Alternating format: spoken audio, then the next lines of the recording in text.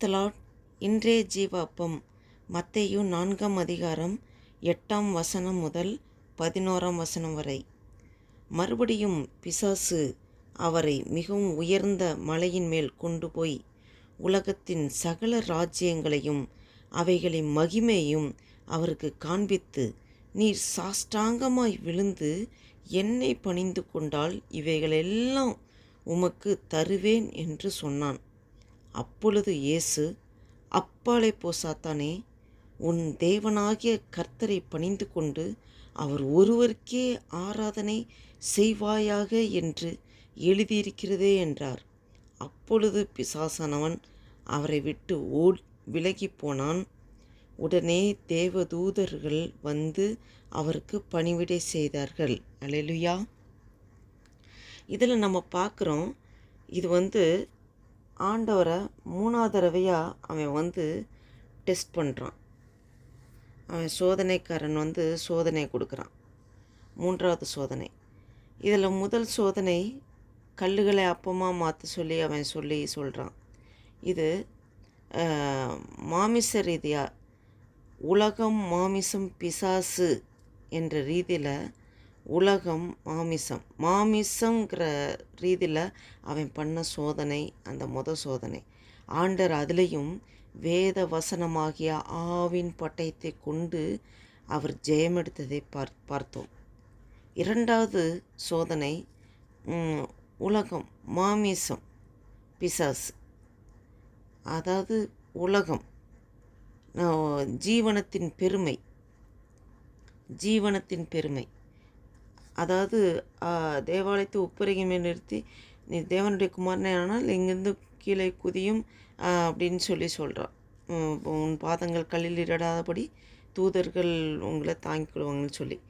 அப்போ அந்த ஜீவனத்தின் பெருமை, தன்னையே ஒரு பெருமையாக, நான் என்கிட்ட நல்ல அதிகாரம் இருக்குது, நான் என்ன வேணால் பண்ணுவேன், அந்த ஒரு தன்னுடைய இதை லெவல் அப்படி இல்லை, நான் எனக்கு எல்லாம் இருக்குது அப்படின்னு அந்த பெருமைப்படுற காரியங்களை கொண்டு வரத்துக்கு பிசாசு, நீ தேவனுடைய குமாரனே ஆனால் அப்பமாக மாற்றுங்க, நீ தேவனுடைய குமாரனே ஆனால் தாழ குதிங்க, உங்களை பாதுகாத்துக்கொள்ள தூதர் கட்டிடுவார்னு பிசாசு அந்த ரீதியில் 2வது டெஸ்டிங் பண்ணான். இந்த 3வது டெஸ்டிங் பிசாசு டைரெக்டாக அவன் என்ன பண்ணுறான், உலகத்தின் ஒரு பெரிய மலை உச்சியில் அவரை மறுபடியும் அவரை மிகவும் உயர்ந்த மலையின் மேல் கொண்டு போய் உலகத்தின் சகல ராஜ்யங்களையும் அவைகளின் மகிமையும் அவருக்கு காண்பித்து, இது உலகத்தின் உயரமான இடத்துல கொண்டு போய் எவ்வளோ இந்த உலகத்தில் இருக்க எல்லாம் மகிமையெல்லாம் காமிச்சு, இதெல்லாம் அந்த கண்களின் இச்சை, மாமிசத்தின் இச்சை, ஜீவனத்தின் பெருமை. மாமிசத்தின் இச்சை தான் அந்த கல்லுகளை அப்பமாக மாற்றுற ஒரு காரியம். ஜீவனத்தின் பெருமை நம்ம 2வது டெஸ்டிங் பார்த்தோம். இந்த 3வது கண்களின் இச்சை,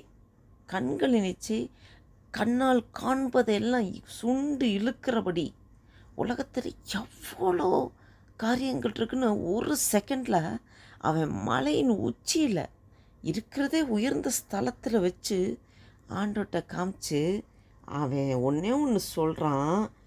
இப்போ என்ன சொல்கிறான், நீ சாஷ்டாங்கமாய் விழுந்து என்னை பணிந்து கொண்டால் இவைகளெல்லாம் உனக்கு தருவேன் என்று சொன்னான். எவ்வளோ பாருங்க, அந்த பிசாசுக்கு உலகம், மாமிசம், பிசாசு. இப்போ பிசாசே டைரெக்டாக என்ன சொல்லுது, என்ன பணிந்து கொள், நான் உனக்கு எல்லாமே தருவேன். அப்போ தான் ஆண்டவர் சொல்கிறாரு, அப்பாலே போ சாத்தானே, உன் தேவனாகிய கர்த்தரை பணிந்து கொண்டு அவர் ஒருவருக்கே ஆராதனை செய்வாயாக என்று எழுதியிருக்கிறதே. எல்லாமே வேத வசனமாகிய ஆவியின் பட்டயத்தை கொண்டு தான் ஜெயம் எடுத்தார். அந்த எந்த ஒரு கண்களின் இச்சையாக இருந்தாலும், மாமிசத்தின் இச்சையாக இருந்தாலும், ஜீவனத்தின் பெருமையாக இருந்தாலும், எந்த ஒரு சோதனை நம்மளுடைய வாழ்க்கையில் வந்தாலும் நம்ம எதை கொண்டு ஜெயம் எடுக்க முடியும் என்றால், வேத வசனமாகிய ஆவியின் பட்டயத்தை கொண்டு தான் ஜெயம் எடுக்க முடியும். அல்லேலூயா! நம்ம வேத வசனத்தை அதிகமாக வாசிக்கணும், தியானிக்கணும். நமக்கு நம்ம வாழ்க்கையிலும் எப்படியாப்பட்ட சோதனைகள் வரும். இந்த உலகத்தில் ஒவ்வொரு மனுஷனும் இந்த மாமிசத்தின் இச்சை, கண்களின் இச்சை, ஜீவனத்தின் பெருமை, உலகம், மாமிசம், பிசாசு, இந்த 3 காரியங்கள், இந்த 3 காரியங்களுக்குள்ளே தான் பாவத்தில் விழுந்து போகிறாங்க. அப்போ இந்த 3 காரியங்களை கொண்டு தான் வனாந்திரத்தில் ஆண்டவர் 40 நாள் உபவாசம் இருந்த பிறகு பிசாசானவன் சோதிக்கிறான். அப்போ இந்த 3 விதமான விதத்தில் சோதனைகள் வந்தாலும் வேத வசனமாக ஆவியின் பட்டயத்தை கொண்டு தான் ஜெயம் எடுக்க முடியும். அல்லேலூயா! அதற்கு தான் ஆண்டவர் ஒரு மாதிரியாக அவரே வாழ்ந்து காண்பித்தார். இவ்வேளை கூட ஆண்டவர் அந்த பிசாசுக்கிட்ட அன்னெசரியாக எதுவுமே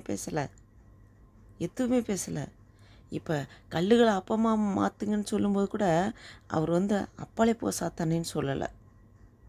அந்த தேவாலயத்தின் உப்பரிகையில் மேலே நின்று கொண்டு, நீ தேவனுடைய குமாரனானால் கீழே குதியும், உங்களை கல்லில் பாதம் கல்லில் இடாதபடி தூதர்களை கொண்டு ஆண்டவர் உங்களை பாதுகாப்பாருன்னு சொல்லி அவன் அப்படி சொல்லும் போதும் அப்பாலே போ சாத்தானேன்னு ஆண்டவர் சொல்லலை. இதில் கடைசியாக பார்த்திங்கன்னா அந்த கண்களின் இச்சை, அந்த உலகத்தில் உள்ள எல்லா காரியங்களையும் காமிச்சு கொடுத்து, நீ சாஷ்டாங்கமாக என்னை பணிந்து கொண்டால் அவன் இருக்க அந்த ஒர்ஷிப் ஆராதனை அவனுக்கு போகும்படியாக அவனுக்கே கிடைக்க முடியாது. நீ என்ன பணிந்து கொண்டா இந்த ராஜ்யங்கள் எல்லாத்தையும் உனக்கு தரேன். ஆண்டருக்கு எப்படி இருக்கும்? இந்த அண்ட சராசரங்களை சிருஷ்டித்த தேவன், அந்த உலகத்தை எல்லாமே உருவாக்கின தேவன், அந்த உருவாக்கின தேவன்கிட்டயே நீ என்ன பணிந்து கொண்டா நான் உங்களுக்கு தருவேன், இதெல்லாம் உங்களுக்கு தருவேன்னு சொல்லும்போது ஆண்டவருக்கு எப்படி இருக்கும்? பணிந்து கொள்வதா? தேவன் ஒருவருக்கு மட்டும்தான் ஆராதனை செலுத்தணும். அந்த ஒர்ஷிப் ஆண்டவர் ஒருத்தருக்கு தான். துதி, கன, மகிமை தேவாதி தேவன் ஒருவருக்கு மாத்திரமே. வேறு பிசாசுக்கு அது கெட்டமே கிடையாது. அந்த ஆதாம் ஏவாள் பாவம் செய்தபோது பிசாசோட விற்று போடுற காரியமாயிருச்சு. அந்த அதிகாரங்கள், நீங்கள் இந்த உலகத்தில் உள்ள எல்லாத்தையும் நீங்கள் ஆண்டு கொள்வீர்கள்னு ஆண்டவர் அதிகாரத்தை கொடுத்தாரு. என்னைக்கு அவங்க கீழ்ப்படியாமல் போனாங்களோ பிசாசுக்கு அதை விற்று போட்டு விட்டார்கள். இப்போ அந்த உலகத்தில் உள்ள எல்லாமே அது பிசாசோட கைகளில் வந்ததுனால அவன் தனக்கு எடுத்துக்கிட்டு இந்த உலகத்தின் ராஜ்யங்கள் எல்லாம் உங்களுக்கு வேணும், நீங்கள் என்ன பணிந்து கொள்ளுங்கன்னு சொல்கிறான். என் அருமையான தேவ பிள்ளைகளே, நம்ம இதில் ரொம்ப கவனமாக இருக்க வேணும். ஆண்டவர் ஒருத்தருக்கு தான் துதி, கனம், மகிமை, ஆராதனை எல்லாமே. பிசாசு தனக்காக எடுக்க பார்ப்பான். இந்த உலகத்தின் காரியங்களுக்கு ஒன்றுக்கும் நாம் அடிபணிந்து போகவே கூடாது. உலகத்தின் ஆசாபாசங்களுக்கு நாம் அடிபணிந்து போய்விடக்கூடாது. தேவன் ஒருவருக்கு தான் நம்மளுடைய ஆராதனை இருக்கணும். உலகத்தின் காரியங்களுக்கு நாம் அடிபணிவோமானால் அவனை நாம் தொழுது கொள்வதாக அர்த்தம், அவனை பணிந்து கொள்வதாக அர்த்தம். ஆண்டவரை தான் மாதிரியாக வாழ்ந்து காண்பித்தார். அதோட பிசாசுக்கிட்ட அவர் அன்னெசரியாக எதுவும் பேசலை. கவனித்தீர்களா? பிசாசு இத்தனைக்கும் பிசாசு ஆண்டவர்கிட்ட பேசும்போதும் அவன் வசனத்தை கூட்டிட்டு தான் காமிச்சு பேசுகிறான். அவனுக்கு வேத வசனம் நல்லாவே தெரியும், வேத வசனம் நன்றாகவே தெரியும். ஆதியாகமம் முதல் வெளிப்படுத்தின விசேஷம் வரைக்கும் என்ன எழுதியிருக்குது என்று நன்றாக தெரியும். ஆனால் அவங்கிட்ட ஒன்றே ஒன்று தான், அந்த வசனத்தின்படி கீழ்ப்படிய மாட்டான். பிசாசானவன் வசனத்தின்படி கீழ்ப்படிய மாட்டான். தேவ பிள்ளைகளாக நாம் அந்த வசனத்தை கொண்டு பிசாசு நம்மக்கிட்ட சோதனை பண்ணுற காரியங்கள் நம் வாழ்க்கையில் அனுதினமும் நடக்கும். ஆனாலும் நாம் அதை ஜெயம் கொள்ளும்படி வேத வசனத்தை கொண்டே ஜெயம் எடுக்கிற பிள்ளைகளாக ஆக வேண்டும். ஆவியானவர் நமக்கு உதவி செய்வார். ஆவியானவர் நம்ம கூடவே இருந்து உதவி செய்வார். நமக்கு நினைப்பூட்டுவார். சோதனை நேரத்தில் நாம் எப்படி ஜெயம் கொள்ள வேண்டும் என்று ஆவியானவர் நமக்கு நினைப்பூட்டுவார். அந்த ஸ்பாட்டில், அந்த டைமில் பிசாசை கடிந்து கொள்வதற்கு வேத வசனத்தை நம் வாய்களில் வைப்பார். அதற்கு நாம் எப்பொழுதும் ஆண்டவரை தேடுகிற பிள்ளைகளாக, எப்பொழுதும் இடைவிடாமல் ஜெபம் பண்ணுங்கள் என்று ஆண்டவர் சொல்லியிருக்கிறார். இடைவிடாமல் ஜெபம் பண்ணுங்கள். அதுக்கு என்ன அர்த்தம் என்றால், நாம் போகும்போது, வரும்போது, உட்காரும்போது, படுக்கும்போதும் தேவ சிந்தனையில் இருக்கும்போது, நாம் உலகத்திலிருந்து வேறு பிரிக்கப்பட்டவர்கள் என்ற எண்ணத்தில் நாம் இருக்கும்போது நாம் ஜெயம் எடுக்க முடியும். ஆவியானவர் நமக்கு உதவி செய்வார். எந்த வசனத்தை கொண்டு எந்த பட்டயத்தை கொண்டு பிசாசை துரத்த முடியும் என்பது ஆவியானவர் நமக்கு அந்த தாட்டை நமக்கு கொடுப்பார். நம்ம வாயில் அதை அறிக்கிடும்போது பிசாசானவன் ஓடி போவான். இன்னொன்று நீங்கள் கவனிச்சிங்கன்னா, பிசாசை கட்டுகிறேன் என்று ஆண்டவர் சொல்லவில்லை, பிசாசை சுட்டரிக்கிறேன் என்று ஆண்டவர் சொல்லவில்லை. அப்பாலே போ சாத்தானே, அப்பாலே போ சாத்தானேன்னு தான் சொல்கிறார். ஏன் அவ்வாறு சொன்னார் என்றால், பிசாசு ஒரே ஒரு தடவை தான் கட்ட முடியும். எப்போதென்றால், ஆண்டவர் வருகின் போது, பகிங்கரமான வருகை, அந்த டைமில் வந்து பிசாசோட யுத்தம் பண்ணி ஆண்டவர் 1000 வருடம் கட்டி வைப்பார். அந்த கட்டுகிற அந்த நாள் வரும்போது கட்டப்படும். அது வரைக்கும் பிசாசை நம்மளால் கட்ட முடியாது. பிசாசை நான் கட்டுகிறேன் உன்னை இயேசுவின் நாமத்தினாலே அப்படின்னு சொல்ல முடியாது. பிசாசை துரத்துகிறேன், பிசாசை கடிந்து கொள்கிறேன், இயேசு கிறிஸ்துவின் நாமத்தினாலே பிசாசை கடிந்து கொள்கிறேன், இயேசு கிறிஸ்துவின் நாமத்தினாலே பிசாசை துரத்துகிறேன் அப்படி என்றால் சொல்ல முடியும். பிசாசின் கிரியைகளை கட்ட முடியும், பிசாசின் கிரியைகள். ஆனால் பிசாசை கட்ட நம்மால் இப்போ சமயமில்லை, முடியாது. ஆண்டவர் பகிங்கரமான வருகையின் போது பிசாசோடு யுத்தம் பண்ணி 1000 வருடம் கட்டி வைப்பார்.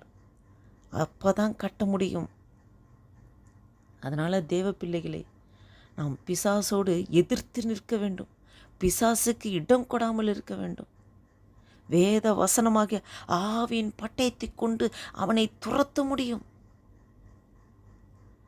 அதோட ஆண்டவர் பிசாசோட அன்னெசரியாக பேசலை. இப்போ தேவ பிள்ளைகள் சிலர், பாஸ்டர்மார்கள், பிசாசை துரத்துகிறேன் என்று அந்த பிசாசு பிடித்த ஆவியோடு தேவையில்லாமல் பேசுகிற காரியங்கள், அதற்கு உடன்படவே கூடாது. நீ எங்கிருந்து வந்தாய், என்ன வேலைக்காக வந்தாய், ஏன் இந்த சரீரத்தில் இருக்கிறாய், இதெல்லாம் பேசவே கூடாது. அன்று ஏதேன் தோட்டத்திலே ஏவாள் பிசாசோட உரையாடினதுனாலே, பேசிக்கொண்டிருந்தனால தான் அவள் வஞ்சிக்கப்பட்டு போனாள். அன்னெசரியான உரையாடல் இருக்கவே கூடாது பிசாசோடு. ஆவியின் பட்டயத்தை எடுத்துக்கொண்டு அவனை ஜெயம் எடுக்கிறவனாக தான் நாம் இருக்க வேண்டும், அவனை மேற்கொள்ள வேண்டும். ஆண்டவர் இயேசு கிறிஸ்து அதான் மாதிரியாக காண்பித்து வைத்திருக்கிறார். பிசாசோட தேவையில்லாத தர்க்கம் பண்ணவில்லை, பேசவில்லை. ஒவ்வொரு சோதனையிலையும் வேத வசனத்தை சொல்லி ஜெயம் எடுத்தார். அல்லேலூயா. இந்த வனாந்திர பாதை நம் வாழ்க்கையிலும் ஒவ்வொரு வாழ்க்கையிலும் வனாந்தரமான பாதை உண்டு.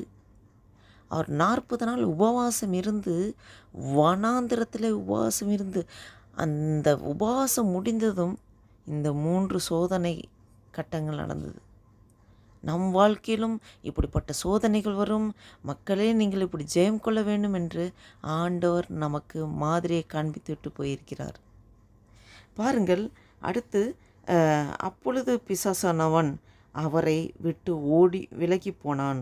உடனே தேவதூதர்கள் வந்து அவருக்கு பணிவிடை செய்தார்கள். அப்பொழுது இயேசு, அப்பாலே போ சாத்தானே, உன் தேவனாகிய கர்த்தரை பணிந்து கொண்டு அவர் ஒருவருக்கே ஆராதனை செய்வாயாக என்று எழுதியிருக்கிறதே என்றார். அப்பொழுது பிசாசானவன் அவரை விட்டு விலகி போனான். உடனே தேவதூதர் வந்து அவருக்கு பணிவிடை செய்தார்கள். இந்த மாதிரி சொன்னதுமே பிசாசு ஓடி போயிட்டான். ஏன்னா ஆண்டவர் ஒருவருக்கு தான் ஆராதனை செலுத்த வேண்டும், பணிந்து கொள்ளணும். ஒர்ஷிப் ஆண்டவருக்கு மட்டும்தான். அந்த ஒர்ஷிப் பிசாசை அப்போ தான் அவர் வந்து அப்பாலே போ சாத்தானே என்று சொல்லுகிறார்.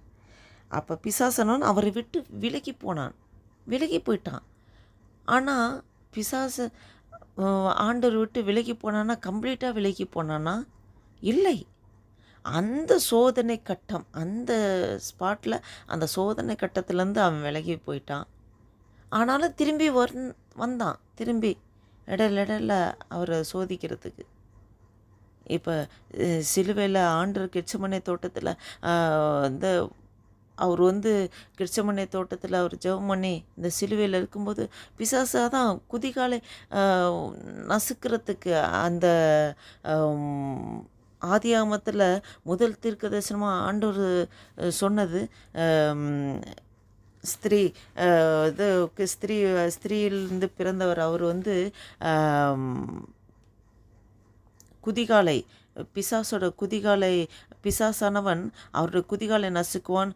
ஸ்திரீயிலிருந்து வித்து பிசாசோட தலையை நசுக்குவார் என்று சொல்லப்பட்டிருக்கு. அப்போ அந்த சிலுவையில் பிசாசனை திரும்பி வந்து இது பண்ணுறான்.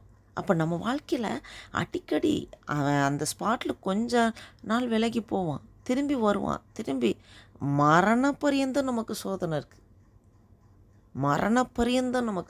இருக்குது.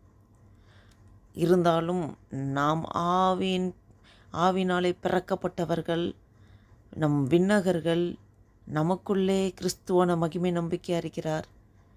ஆவியானவர் நம்முடைய சரீரம், ஆவியான தங்கம் ஆலயம். நாம் எவ்வளோ விசேஷித்த பாத்திரம் என்பதை நாம் அனுதினமும் நாம் அதை ருசித்திருக்க வேண்டும்.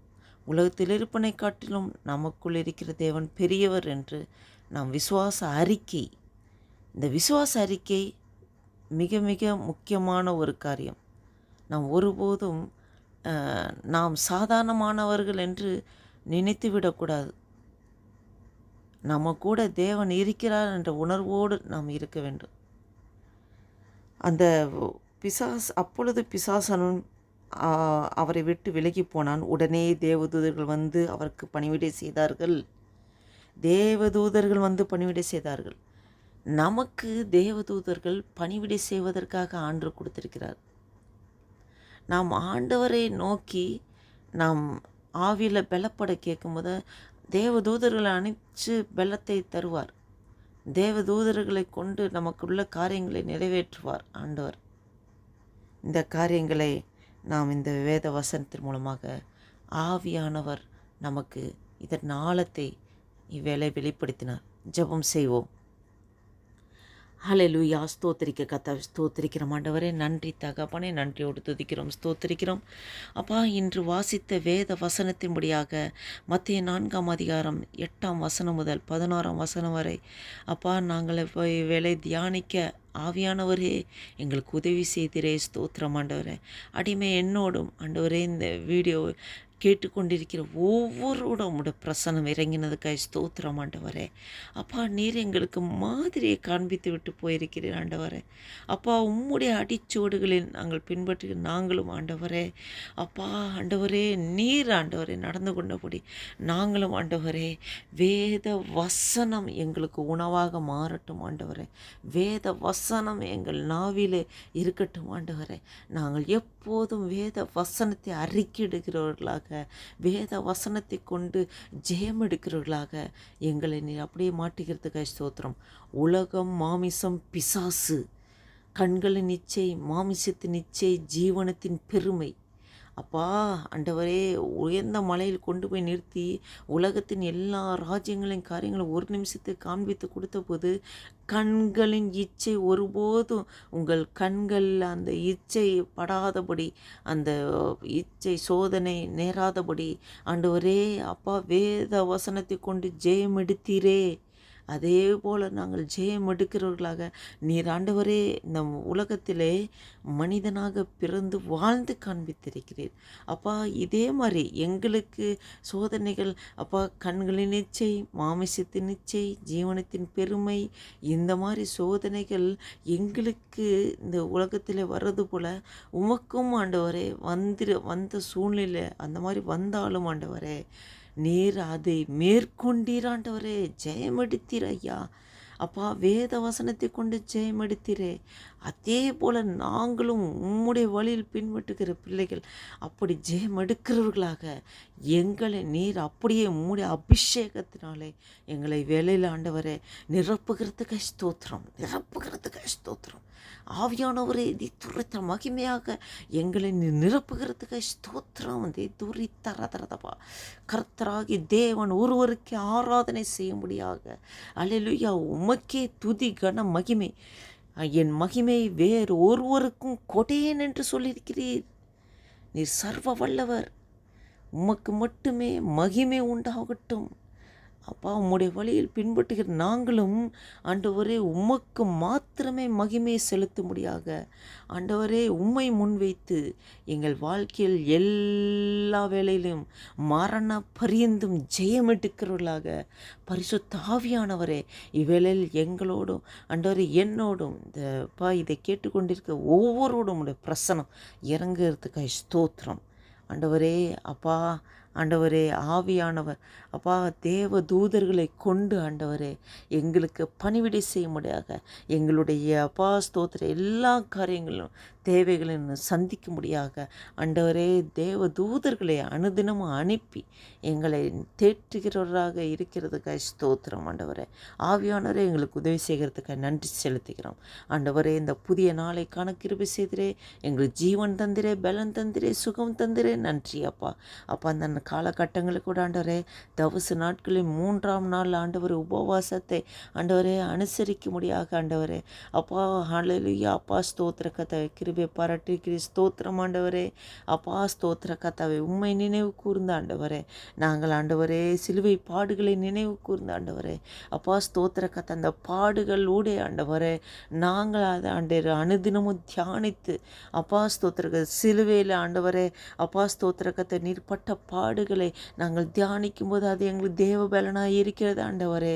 நன்றி தகப்பனே, நன்றி தகப்பனே. அப்பா, அந்த நாளை ஆண்டவரே உடைய புதிய கிருபை நாளை நிரப்பி எங்களை வழி நடத்த ஸ்தோத்திரம். ஆசீர்வதிங்க, பலப்படுத்துங்க, பாதுகாத்துக்கொள்ளுங்க, மீதியாக முழுது பொறுப்படுத்திக் கொள்ளுங்க.